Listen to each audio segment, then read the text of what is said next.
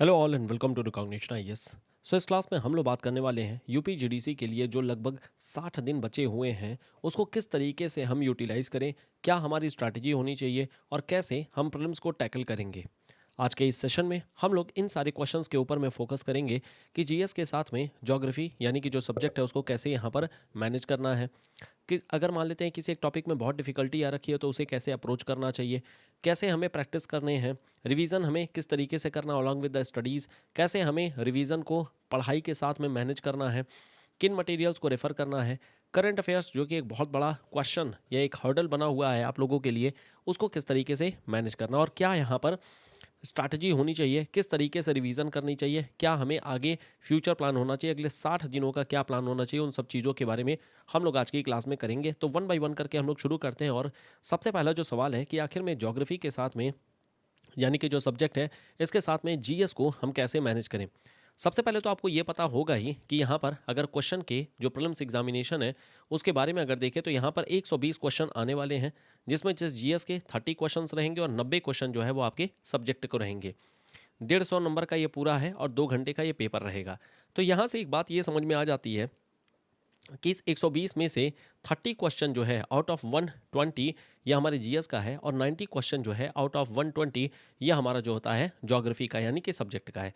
मतलब यहाँ पर बात करेंगे लगभग 25% जो वेटेज दिया गया है जो मतलब जीएस को दिया गया है, और वहीं अगर देखें तो लगभग 75% जो है ये आपका दिया गया है सब्जेक्ट को। इसका मतलब क्या है?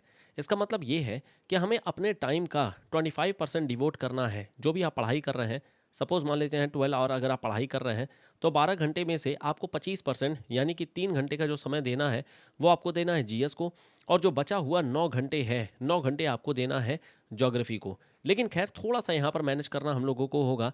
हम 3 से 4 घंटे यहाँ पर हम जीएस को देंगे और 8 से 9 घंटे यहाँ पर ज्योग्राफी को दिया जाएगा। और इसी हिसाब से मैं यहाँ पर आप लोगों को आगे प्लान बताऊंगा कि किस तरीके से हमें अपने इस प्रिपरेशन को स्ट्रेटेजाइज करना चाहिए, अगले 60 दिन किस तरीके से हमें मैनेज करना है। सबसे पहले यहाँ पर जीएस के जरा सिलेबस को समझिएगा कि जो 25% यहाँ पर हमारा वेटेज है यानी कि टोटल जो 30 क्वेश्चंस आ रहे हैं ये किस किस सेक्शन से यहाँ पर आएंगे। अब देखिए इसमें जो सेक्शन है जो अलग अलग दिए गए हैं, अगर मैं कह रहा हूँ यहाँ पर 6 सेक्शन है और 6 को मैं यूनिफॉर्मली अगर डिस्ट्रीब्यूट कर लेता हूँ तो लगभग लगभग हर एक टॉपिक से आपके 5 क्वेश्चन यहाँ पर आने के चांसेस हैं। इसका मतलब ये हुआ अगर मैं 5 क्वेश्चन बोल रहा हूँ जनरल साइंस से आएगा यानी कि फिजिक्स केमिस्ट्री, और अगर बायोलॉजी को मैं बोल रहा हूँ कि यहाँ से आ रहा है तो मेरे लिए ज़्यादा इंपॉर्टेंट सेक्शन हो गया। 5 क्वेश्चन अगर मैं करंट अफेयर्स बोल रहा हूँ अगेन ये भी इंपॉर्टेंट हो गया। हिस्ट्री अगर मैं बोल रहा हूँ 5 क्वेश्चन है तो यहाँ पर स्पेशली आपको मॉडर्न हिस्ट्री की तरफ में ज़्यादा ध्यान देना है कि अगर मॉडर्न हिस्ट्री करते हैं तो 3 क्वेश्चन आउट ऑफ 5 तो यहाँ से आएंगे ही आएंगे। बचा जो एक एक क्वेश्चन हुआ वो हमारा एंशंट और मेडिवल से हो जाएगा और ज़्यादा आपके लिए रेलिवेंट नहीं होगा। इसके अलावा पॉलिटी अगर देखें, पॉलिटी इकॉनमी, ये अगेन 5 क्वेश्चन यहाँ पर हो गए। ये जो पॉलिटी इकॉनमी है, अगर पॉलिटी के बारे में देखेंगे तो ये तो आपको पढ़ना पड़ेगा, लेकिन जो इकॉनमी है, इकॉनमी बहुत ज़्यादा यहाँ पर खास नहीं होती है, और जो इकॉनमी होती है वो सारा का सारा करंट अफेयर्स होता है।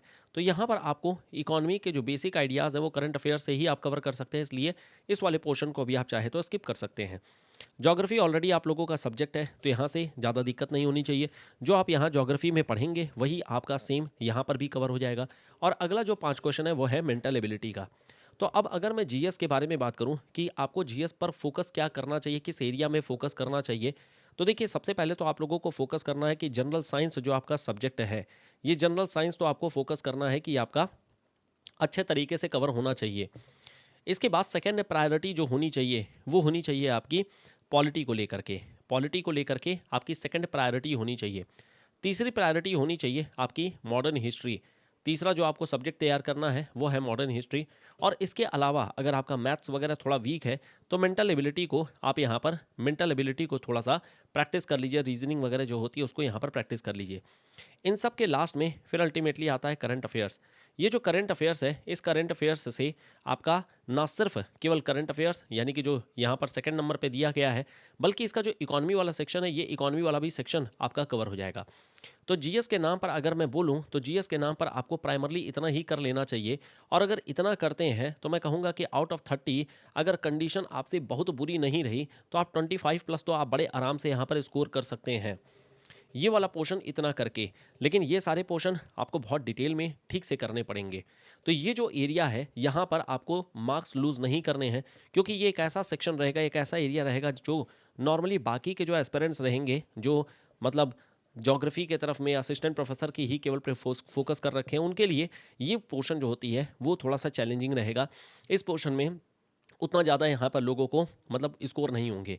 तो ध्यान रखना है, एक तो आपका जनरल साइंस ये आपका कवर होना चाहिए, पॉलिटी आपका कवर होना चाहिए, हिस्ट्री आपका कवर होना चाहिए, स्पेशली मॉडर्न हिस्ट्री कवर होनी चाहिए, मेंटल एबिलिटी और करंट अफेयर्स।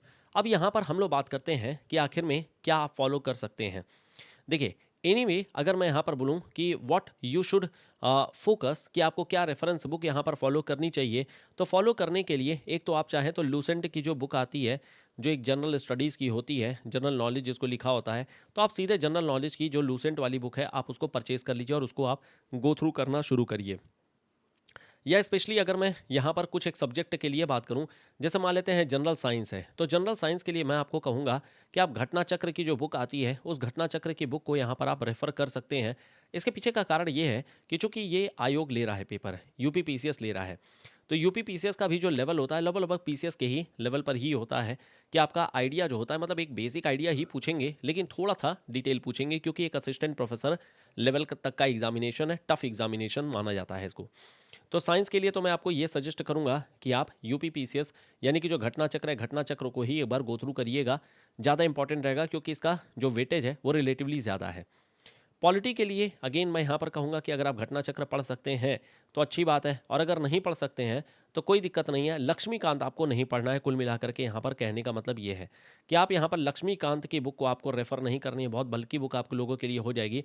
आप सिंपली यहाँ पर ल्यूसेंट को ही यहाँ पर फॉलो करिए, आप ल्यूसेंट को फॉलो करिए, जो भी उसमें फैक्चुअल डिटेल्स है उन फैक्चुअल डिटेल पर फोकस करिए, और बहुत डिटेलिंग नहीं जाना है, मतलब आपको बहुत सरफिशियल लेवल पर ही रहना है, आर्टिकल्स तक याद करने हैं और फिर जो भी सोर्सेज ऑफ कॉन्स्टिट्यूशन है इन सारी चीज़ों पर फोकस करना है।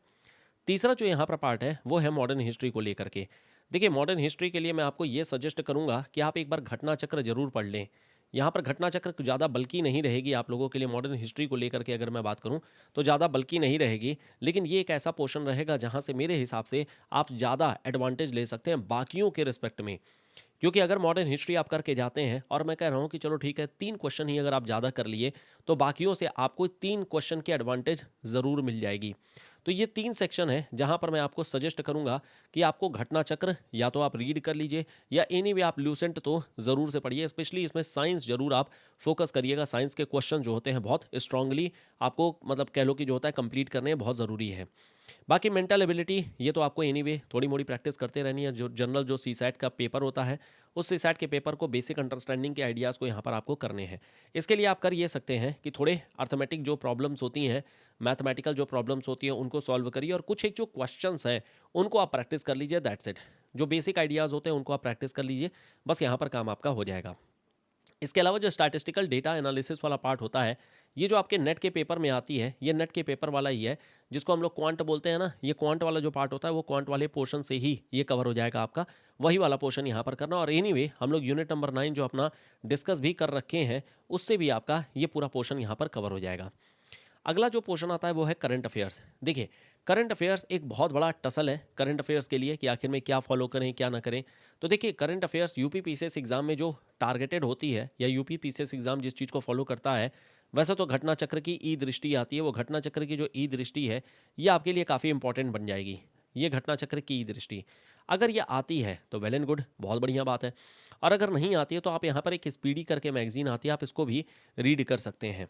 हालांकि अब यहाँ पर जरा मैं बात करता हूँ कि हम लोग क्या फोकस करेंगे और किस तरीके से फोकस करेंगे। देखिए, जो घटना चक्र वाली ये पूरी की पूरी सीरीज़ है, ये तो ऑलरेडी ऑन गोइंग है, ये तो ऑलरेडी आप लोग देख रहे हैं। अगर आप फॉलो कर रहे हैं तो ठीक है, अगर नहीं कोई बात नहीं, यहाँ पर आप जो है अपने तरफ से आप ल्यूसेंट की बुक को रेफ़र करते रहिए, आप इसको रीड करते रहिए। अगर इन केस अगर टाइम मिलता है आगे आने वाले टाइम में तो हम लोग फिर इसके क्विक वे में हम लोग इसको रेफ़र कर लेंगे, क्विक हम लोग डिस्कशन कर लेंगे। लेकिन खैर ये मैं इस पर कुछ कमेंट नहीं कर सकता हूँ कि एग्जैक्टली कब करेंगे, लेकिन anyway we will focus this कि हम लोग जो है कुछ यहाँ पर डिस्कशन कर लिया जाए जिससे कि आइडियाज़ हो जाए। एटलीस्ट साइंस तो मैं डिस्कस करूँगा ही करूँगा कि जो बेसिक आइडियाज़ हैं वो कवर हो जाएं। चलिए, ये तो खैर पोर्शन ऐसा है जो अगर आप खुद से भी करते हैं तो भी ज़्यादा बड़ी दिक्कत नहीं होगी, क्योंकि सोर्स आपको बता दिया गया है, बेसिक अंडरस्टैंडिंग आप लोगों को है ही, और इससे रिलेटेड कंटेंट भी हम लोगों ने डिस्कस किया हुआ है, भले वो घटना चक्र ही क्यों ना किया हो, तो यहाँ पर हो तो जाएगा। लेकिन ये जो करंट अफेयर्स है, ये करंट अफेयर्स तो हम लोग डिस्कस करेंगे 3 अप्रैल से। 3 अप्रैल से यहाँ पर छोटे छोटे, बहुत लंबा सेशन नहीं, रिकॉर्डेड सेशन के फॉर्मेट में ही होगा, लेकिन 3 अप्रैल से we will discuss the questions of current affairs. Questions का मतलब चाहे स्पीडी या कहीं ना कहीं से मैं निकाल करके लेकर के आऊँगा, और करंट अफेयर्स तो मैं आप लोगों को करवाऊंगा, दैट इज़ प्रॉमिस। ठीक है, ये हम लोग करेंगे ही करेंगे, इसमें कोई दिक्कत नहीं है। लेकिन हाँ, बाकी सारी चीज़ें जो या तो ऑनगोइंग है उसको आप रेफ़र कर लीजिए, या फिर एनीवे ल्यूसेंट बुक को जो भी आपको रेफ़र करना है कर लीजिए। मेरा यहाँ पर आप लोगों से रिक्वेस्ट रहेगा कि आप 25 क्वेश्चन तक टारगेट करिए आउट ऑफ 30। 30 में से 25 क्वेश्चन यहाँ पर आप टारगेट करिए, क्योंकि एक ऐसा एरिया रहेगा जहाँ पर आप अगर स्कोर कर ले जाते हैं तो आपकी प्रोबेबिलिटी बहुत अच्छी हो जाएगी प्रीलिम्स क्लियर करने के लिए। ये तो हो गई पूरी की पूरी जीएस की स्ट्रैटेजी। चलिए ठीक है, अब हम जरा बात करते हैं कि जीएस को ज्योग्राफी के साथ में कैसे यहाँ पर मैनेज करना चाहिए, किस तरीके से आपको मैनेज करना है। मैं एक्सपेक्ट कर रहा हूँ कि डेली बेसिस पर आप मान लेते हैं कि 12 घंटे की आप पढ़ाई कर रहे हैं, 12 घंटे आप निकाल रहे हैं। इस 12 घंटे में यहाँ पर मान लेते हैं कि आप 2 घंटे की क्लासेस कर रहे हैं, 2 घंटे की मान लेते हैं क्लासेस आप करते हैं, फिर भी आपके पास में 10 घंटे करीब करीब आपको बच गए। अब इस 10 घंटे में आप यहाँ पर 3 घंटे आप अपना निकाल दीजिए कि आप अपना 3 घंटे रिवीजन करेंगे। और ये रिवीजन कौन सा रिवीजन, इसमें जीएस का भी रिवीजन और ज्योग्राफी दोनों का ही यहाँ पर रिवीजन करेंगे, दोनों का ही यहाँ पर रिवीजन करेंगे। बच गए आपके पास में 6 घंटे। अब इस 6 घंटे में आपको 2 घंटे देना चाहिए जनरल स्टडीज़ को, और बचे हुए जो 4 घंटे हैं, ये 4 घंटे आपको देना चाहिए ज्योग्राफी को। ये 4 घंटे आपको देना चाहिए ज्योग्राफी को। क्या देना है इसमें, यहाँ पर अभी आप स्टडी पर फोकस करिए, अभी आप फोकस करिए स्टडी पे। इसका मतलब ये हो गया, जो भी टॉपिक आपको नहीं समझ में आ रहे हैं, जैसे अभी यूनिट नंबर 9 हम लोग डिस्कस भी कर रहे हैं, अब यूनिट नंबर 9 जो है इस पर अभी आप इम्फसाइज करिए, इस पर आप फोकस करिए, और यहाँ पर कोशिश करिए कि यूनिट नंबर 9 एकदम बाय हार्टेड हो जाए। इसमें हर एक क्वेश्चन, हर एक पार्ट, हर एक चीज़ जो भी है यहाँ पर आपको समझ में आ जाए, क्योंकि ये एक ऐसा पोर्शन है जहाँ पर अगेन आपको एडवांटेज मिलेगी बाकी लोगों के रिस्पेक्ट में। बाकी लोग अगर मान लो यहाँ पर क्वेश्चन गलत कर रहे हैं या स्किप कर रहे हैं, तो आपके पास में एडवांटेज रहेगी यहाँ के क्वेश्चंस को यहाँ पर मैनेज करने के लिए। तो जीएस और ज्योग्राफी को मैनेज करने का तरीका तो हालांकि हम लोगों ने बात कर ही लिया कि यहाँ पर जो ज्योग्राफी का सेक्शन है, ये ज्योग्राफी का सेक्शन तो चलिए आपका कंप्लीट हो ही जाएगा, लेकिन इसके अलावा जो बाकी के पोर्शन है, जैसे जो आपका जनरल साइंस का पोर्शन था, या फिर पॉलिटी का पोर्शन था, या फिर जो मॉडर्न हिस्ट्री का पोर्शन है, यही 3 पोर्शन आपको अलग से करने हैं, यही 3 पोर्शन आपको करने हैं। और बाकी इसके अलावा करंट अफेयर्स का सेक्शन रहेगा, करंट अफेयर्स का सेक्शन रहेगा। आप यहाँ पर अब पॉलिटी ऑलरेडी हम लोगों ने डिस्कस वैसे कर रखी है, अगर आप उसको भी रेफ़र करते हैं तो भी आपका 1 हफ्ते में बड़े आराम से पॉलिटी हो जाएगा। मैं यहाँ पर आपको ये सजेस्ट करूँगा कि आप वीकली यहाँ पर प्लान बना करके चलिए। 1 वीक में आप पॉलिटी कंप्लीट करिए, 1 वीक में आप साइंस कंप्लीट करिए, और 1 वीक में आप मॉडर्न हिस्ट्री कंप्लीट करिए। मतलब यहाँ पर अगर मैं बोलूँ तो चलिए 1 महीने का आप समय ले लीजिए, 1 मंथ का आप समय ले लीजिए। हर दिन 2-2 घंटे अगर आप ठीक से पढ़ते हैं, और इसके अलावा 1 घंटे इसका रिवीजन, जो भी आपने पढ़ा 1 घंटे उसका रिवीजन अगर आपने कर लिया, तो आपका 1 हफ्ते में बड़े आराम से एक एक सब्जेक्ट आपका तैयार हो जाएगा। कोई बहुत ज़्यादा बड़ी दिक्कत नहीं है, आसानी से आपको चीज़ें मिल जाएंगी। और इवन इसके लिए जो मटेरियल भी रेफ़र करना है, वो सिंपली एंड सिंपली आप ल्यूसेंट की बुक को रेफ़र करिएगा। और यहाँ पर 2 चीज़ों पर ध्यान रखना है, एक तो ध्यान रखना है जो बेसिक्स है, जो बेसिक डिटेल्स है उसके बारे में, और दूसरा फैक्चुअल डिटेल के भी बारे में। दोनों ही चीज़ें यहाँ पर आपको तैयार करनी है, दोनों ही के बारे में यहाँ पर बातें देख लेनी है। करंट अफेयर्स की क्लास वी विल स्टार्ट 3 या 4 अप्रैल से हम लोग यहाँ पर स्टार्ट करेंगे, और फिर अल्टीमेटली डेली बेसिस पर हम लोग छोटे छोटे वीडियोस 30 to 45 मिनट के एक एक क्लास करके फिर अल्टीमेटली करंट अफेयर्स को भी हम लोग कवर कर लेंगे। और इतना श्योर रखिएगा कि करंट अफेयर्स में आपको दिक्कत नहीं आएगी, that is for sure. Current affairs आप जो है आप उसकी टेंशन लेने की जरूरत नहीं है। करंट अफेयर्स हम लोग डिटेल में करेंगे, डेली करेंगे। डेली मतलब कि हफ्ते में 5 दिन हम लोग करेंगे, लेकिन ये जो हफ्ते में 5 दिन करेंगे ये आपका करंट अफेयर्स, चाहे वो ट्रिक के फॉर्मेट में या कहानी बना करके या किसी भी तरीके से, इतना हम लोग कर लेंगे कि आपके एमसीक्यूज़ वगैरह ये आपके सॉल्व हो जाएंगे, दैट इज़ फॉर श्योर। ये फॉर श्योर है कि यहाँ पर एमसीक्यू तो आपके सॉल्व हो जाएंगे। अगर आउट ऑफ 5 क्वेश्चन आ रहे हैं तो यहाँ पर 3 तो आपके होंगे ही होंगे। मैं टारगेट वैसे तो करूँगा कि सारे ही क्वेश्चन हो जाएं, क्योंकि घूम फिर करके आना तो इन्हीं बीच से है, लेकिन एनीवे जहाँ से भी आएगा हम लोग कोशिश करेंगे कंप्लीट करने की। So this should be the strategy, या आप लोगों की स्ट्रैटेजी होनी चाहिए जीएस के लिए। और जो टाइम डिस्ट्रीब्यूशन है वो आप इसी तरीके का यहाँ पर टाइम डिस्ट्रीब्यूशन करिए कि 2 घंटे तो आप निकाल दीजिए क्लास के लिए, जो अपन क्लास करते हैं। बचा हुआ जो यहाँ पर 3 घंटे है उसमें आप रिवीजन करेंगे जीएस का भी और ज्योग्राफी का भी। आप चाहे तो 50-50 कर लीजिए। यहाँ पर जो होता है 1.5 घंटे और 1.5 घंटे जो होता है 1.5 घंटे यहाँ पर आप दोनों को रिवीजन करने में अलग अलग कर दीजिए। लेकिन यहाँ पर जो भी है 2 घंटे आपको जीएस को देना है,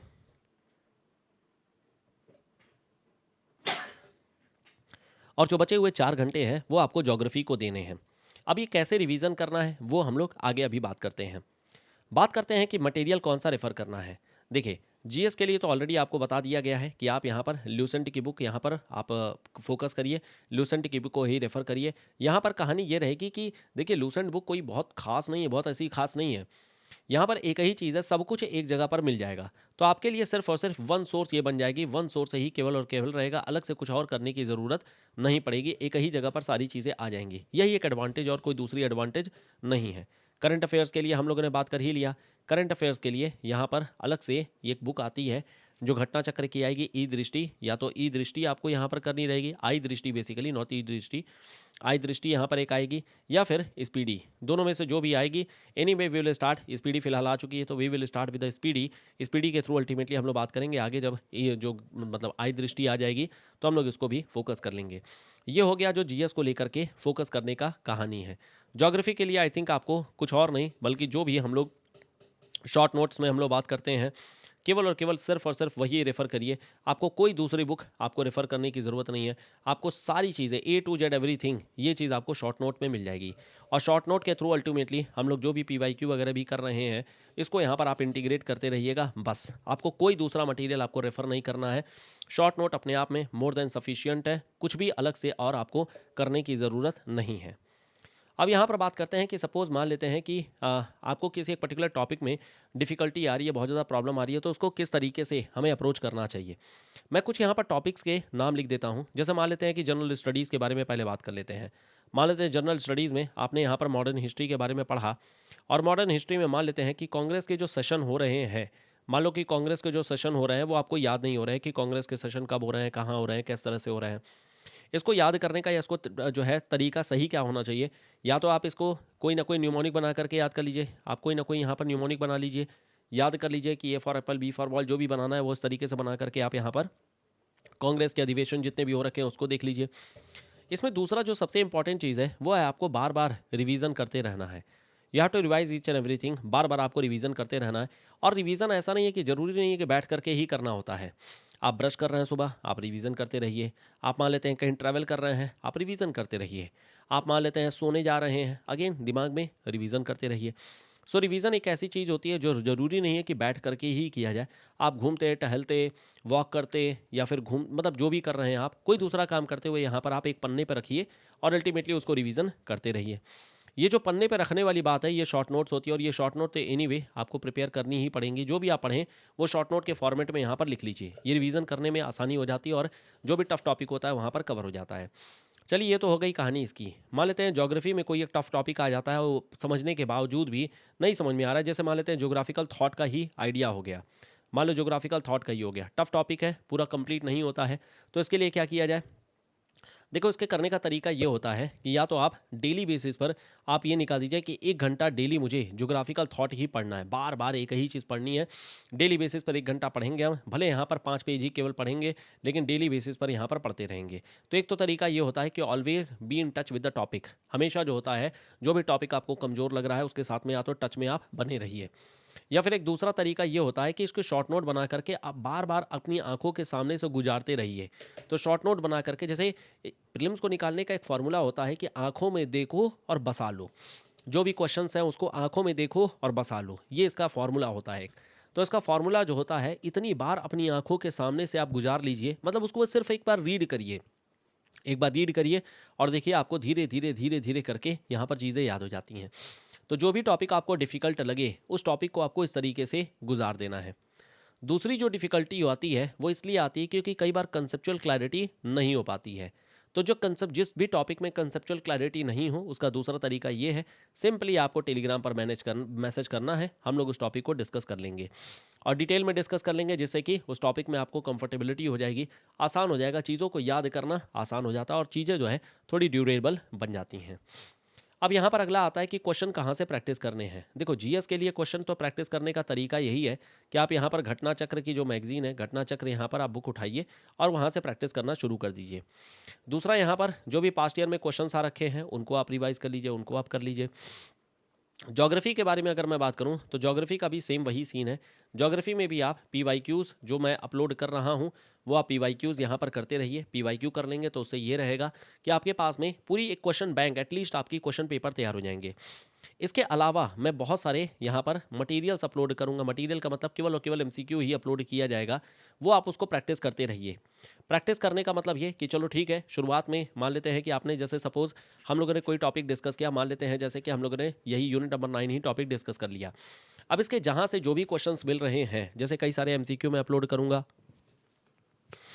PYQ हम लोगों ने अपलोड कर ही दिया है, तो ये जो चीज़ रहेगी आपको बार बार सेम क्वेश्चन बार बार प्रैक्टिस कर लेना है। मतलब इतनी बार प्रैक्टिस कर लेना है कि वो क्वेश्चन भी याद हो जाए, आंसर भी याद हो जाए और उसका जो कंसेप्ट है वो भी याद हो जाए। तो एनीवे आपको यहाँ पर प्रैक्टिस करते रहनी है। आप चाहें तो कोई एक टेस्ट सीरीज़ भी आप ले सकते हैं, कोई एक टेस्ट सीरीज़ लेना चाहें तो आप ले सकते हैं, लेकिन मैं एम्फसाइज़ बहुत ज़्यादा इस पर नहीं करूँगा कि आप लोगों के लिए बहुत टेस्ट सीरीज़ की ज़रूरत नहीं है, क्योंकि ऑलरेडी मैं इतने मटेरियल यहाँ पर अपलोड कर दूंगा और इस इनफैक्ट यहाँ पर टेस्ट भी आप लोगों को अपलोड कर दूंगा कि आप जो होता है इसी को करते रहिए और रेगुलर बेसिस पर प्रैक्टिस करते रहिए। और आपको रेगुलर बेसिस पर क्वेश्चन प्रैक्टिस करती रहनी है। ऐसा नहीं है कि एक बार टेस्ट दे दिया अब हमारे लिए बेकार हो गया। जो भी PYQ, जो भी क्वेश्चंस आपको मिल रहे हैं, मल्टीपल टाइम आपको करने हैं। एक ही क्वेश्चन बार बार करते रहिए, ये आपको करना है। इसका मतलब यहाँ पर सोर्सेज एक रहेंगे, लेकिन वो क्वेश्चन कई बार आप लोग यहाँ पर प्रैक्टिस कर लेंगे। चलिए, ये हो गया क्वेश्चन को प्रैक्टिस करने का तरीका। समय समय पर हम लोग बात करते भी रहेंगे इस पे। ये तो जस्ट आपको एक तरीका बताया जा रहा है कि आपकी स्ट्रैटेजी क्या होनी चाहिए, और जो एक डाउट बैठा हुआ है मन में कि करना कैसे है, वो थोड़ा थोड़ा यहाँ पर क्लैरिटी होते जाएगा। अब सवाल ये होता है कि रिवीजन को हमें कैसे मैनेज करना है स्टडीज़ के साथ में। जैसे मान लेते हैं सपोज आपने मान लेते हैं ज्योग्राफिकल थॉट के बारे में आपने मान लो पढ़ाई किया, ज्योग्राफिकल थॉट के बारे में पढ़ा। अब ज्योग्राफिकल थॉट में आपको ऑलरेडी शॉर्ट नोट आपको दी जा चुकी है, ऑलरेडी आपको शॉर्ट नोट्स दी गई है। करना आपको ये है कि आप शॉर्ट नोट को अपने पास में ऑब्वियसली प्रिंटेड फॉर्मेट में रखिए और उसको आप गो थ्रू करते रहिए। अब रिवीजन करने का तरीका ये होता है, मान लेते हैं कि आपने 2 घंटे इस शॉर्ट नोट को एकदम बढ़िया पढ़ा, तैयार कर लिया। अब आपको क्या करना है, सब कुछ बंद कर लेना है और अपने टेबल पे बैठ जाना है। टेबल पे रखिए अपने पास में A4 शीट, अपने पास में रखिए A4 शीट, और आपके टेबल पे कुछ भी नहीं होना चाहिए। अब आप यहाँ पर पहले टॉपिक लिख दीजिए, कौन कौन से हेडिंग है वो सारे टॉपिक यहाँ पर लिख दीजिए। जैसे मान लेते हैं सपोज ज्योग्राफिकल थॉट में ही अगर मैं बात करूँ, मान लेते हैं यहाँ पर आपने लिख दिया डिटर्मिनिज्म, मान लेते हैं टॉपिक लिख दिया ऊपर में डिटर्मिनिज्म। अब डिटर्मिनिज्म से आप स्टार्ट करिए। सबसे पहले लिखिए कि इसकी डेफिनेशन क्या चीज़ होती है।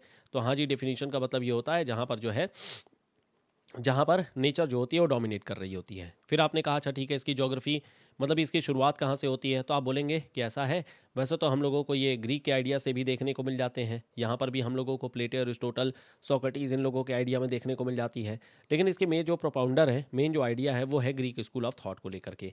ये हमारे ग्रीक स्कूल ऑफ थॉट को लेकर के आ जाता है। और उसकी ये जो डिटर्मिनिज्म का आइडिया है, ये प्राइमरली स्टार्ट किया गया था अरिस्टोफन के आइडिया से। तो ये प्राइमरली अरिस्टोफन के आइडिया से स्टार्ट किया गया था, और अल्टीमेटली फिर यहाँ पर डिटर्मिनिज्म के बाद में पॉसिबिलिज्म, पॉसिबिलिज्म के साथ में नियो डिटर्मिनिज्म, और फिर अल्टीमेटली न्यू डिटर्मिनिज्म, और फिर यहाँ पर हम लोगों को प्रोबेबिलिज्म और जो यहाँ पर प्रैग्मेटिक डिटर्मिनिज्म होती है, ये सारे आइडियाज़ देखने को मिल जाते थे। ठीक है, यहाँ पर आपने लिख दिया। अब इसमें कहा कौन कौन से जोग्राफर्स हैं जो यहाँ पर कंट्रीब्यूट कर रखे हैं, इनके नेम बता देंगे यहाँ पर।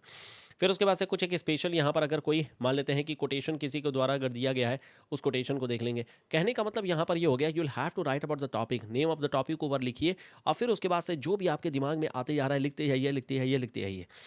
अब लिखने के दौरान में आपको कुछ यहाँ पर चीज़ें ऐसी भी आएंगी जो आपको रिकॉल नहीं हो रहा होगा। इसका मतलब है वो पॉइंट अभी आपको ठीक से याद नहीं हुआ है, तो आप करेंगे वापस से शॉर्ट नोट निकालेंगे, और जो पॉइंट आपको याद नहीं आया होगा उसको आप यहाँ पर सीधे हाईलाइट कर देंगे। आप सीधे यहाँ पर हाईलाइट कर देंगे, और उसको चूंकि हाईलाइट आप कर दिए तो दिमाग में आपके बैठ जाएगा। सेम काम आपको यही रिपीटेडली करना है। करना कैसे है, मान लेते हैं 4 घंटे आपने पढ़ाई की है, तो 2 घंटे आपको रिवीजन करने में देना है। तो 4 घंटे आपने पढ़ाई की, 2 घंटे आपको रिवीजन करना है, क्योंकि रिवीजन करने के दौरान में ऐसा रहेगा कि बार बार आपको शॉर्ट नोट अपनी खोलनी पड़ेगी, आपको हाईलाइट करना पड़ेगा। कई बार ऐसा रहेगा कि आप याद किए हैं लेकिन दिमाग में रिकॉल नहीं हो रहा है। तो इस तरीके से आपको यहाँ पर प्रैक्टिस करनी रहेगी। तो स्टडीज़ को रिवीजन के साथ में इस तरीके से आपको मैनेज करना है। अब एक सवाल और यहाँ पर आता है कि मान लो मैंने जियोमॉर्फोलॉजी कर दिया, अब मैं क्लाइमेटोलॉजी कर रहा हूँ, लेकिन मुझे ऐसा लग रहा है जियोमॉर्फोलॉजी हम भूलते जा रहे हैं। देखिए, पहली बात तो आप भूलते नहीं जा रहे हैं, वो आपको ऐसा लग रहा है क्योंकि आपने रिवीजन नहीं किया है। तो ये तो पहली बात, डर मन से डर निकाल दीजिए कि मेरे को जियोमॉर्फोलॉजी भूलते जाएगा, या मैंने जो भी टॉपिक पहले कर रखा है वो मेरा भूलते जाएगा। नहीं, अभी मैं एक तरीका आपको बताऊंगा, इनफैक्ट इस मैंने स्लाइड के साथ में ही अटैच कर रखा है, रिवीजन का क्या तरीका होना चाहिए। और रिवीजन के उस तरीके से अल्टीमेटली आपको ये जो डर है, ये डर आपका खत्म हो जाएगा, इसको ज़्यादा लेकर के आपको दिक्कत नहीं पड़ेगी। तो अभी आप केवल और केवल कोशिश करिए कि हर एक कॉन्सेप्ट में क्लैरिटी होनी चाहिए। हर एक के साथ में आपका जो शॉर्ट नोट है वो शॉर्ट नोट आपका अपडेटेड होना चाहिए। अपडेट का मतलब जो भी पार्ट हम लोग डिस्कस करते हैं वो शॉर्ट नोट भी आपकी साथ साथ में उसी के अकॉर्डिंग आप लोग भी उसको कवर करते रहिए। जो भी वहाँ पर एक्स्ट्रा पॉइंट मिलता है वो एक्स्ट्रा पॉइंट भी शॉर्ट नोट में लिखते रहिए। दैट इज़ द आइडिया, जो कि आप लोगों को पढ़ाई के साथ में रिवीजन कैसे करना है उसके बारे में यहाँ पर हम लोगों ने बात कर लिया। करंट अफेयर्स को कैसे अप्रोच करना है इसके बारे में हम लोगों ने बात कर ही लिया। 3 या 4 अप्रैल से हम यहाँ पर स्टार्ट करेंगे डिस्कशन क्लासेस, और फिर अल्टीमेटली हम लोग ये लास्ट तक करते रहेंगे। प्रोबेबली हम लोग जो है इसको 15 मई तक डिस्कस करेंगे, क्योंकि उसके बाद से फिर करंट अफेयर्स कुछ नया बनता नहीं है, और प्रोबेबली पेपर जो होता है वो तब तक बन चुका होता है। इनफैक्ट अप्रैल के लास्ट तक में ही बन चुका होगा, तो हम लोग तो कुछ यहाँ पर पार्ट बचेंगे उसको ही हम लोग डिस्कस कर लेंगे। तो ये तो आप लोगों को टेंशन लेने की ज़रूरत नहीं है, या आप बस रेफ़र करते रहिएगा, आपका करंट अफेयर्स हो जाएगा। अब जरा बात करते हैं कि आखिर में तरीका कैसे रखना है हम लोगों को, मतलब अगले आने वाले जो 60 डेज़ हैं उन 60 डेज़ में हम कैसे बेटर यूटिलाइजेशन करें, कैसे हम बेटर रिवीजन करें। देखिए, पहला तो यहाँ पर तरीका ये है कि जब आप यहाँ पर 1 अप्रैल से अपनी रिवीजन क्लास, देखो एक तो पहली चीज़ यहाँ पर मैं क्लियर कर दूँ, क्लास अपनी ऐसी नहीं है कि क्लास चलना बंद हो जाएगी, क्लास हमेशा चलती रहेगी। और क्लास बल्कि अब 2 फॉर्मेट, मतलब 2 क्लास चलेगी। एक क्लास जो है वो आपका Q&A को लेकर के रहेगा, और एक क्लास रहेगी जहां पर हम थ्योरी जो है वो रिवीजन करते रहेंगे, थ्योरी हम लोग डिस्कशन करते रहेंगे। 2 क्लास हम लोग प्राइमरली करेंगे आने वाले टाइम में, थोड़ी क्लास की टाइमिंग चेंज किया जाएगा। अब जरा यहाँ देखिएगा, ये मैं जो तरीका, ये जो चीज़ आगे बात करने वाला हूँ, ये है आप लोगों के लिए सेल्फ रिवीजन को लेकर के। आप खुद यहाँ पर सेल्फ स्टडी करेंगे, अपना रिवीजन करेंगे। क्लासेस जो चलेंगी उसी के अकॉर्डिंग ही चलेंगी। जो मैंने आप लोगों को यहाँ पर प्लानर दिया है सेल्फ रिवीजन करने के लिए, सेल्फ स्टडी करने के लिए, वो क्लास के अकॉर्डिंग ही बना करके दिया गया है। अब जरा देखिएगा क्या है यहाँ पर आपके सेल्फ रिवीजन करने के लिए। सेल्फ रिवीजन आप लोग 1 अप्रैल से स्टार्ट कर दीजिए, और 1 महीने तक के लिए पहले आपको यहाँ पर रिवीजन करना है। फर्स्ट राउंड आप यहाँ पर रिवीजन कर रहे हैं। अब इस दौरान में आपको 3 घंटे देना है जीएस को, जो हम लोगों ने बात किया है कि पहले आप स्टार्ट करिए साइंस के साथ में।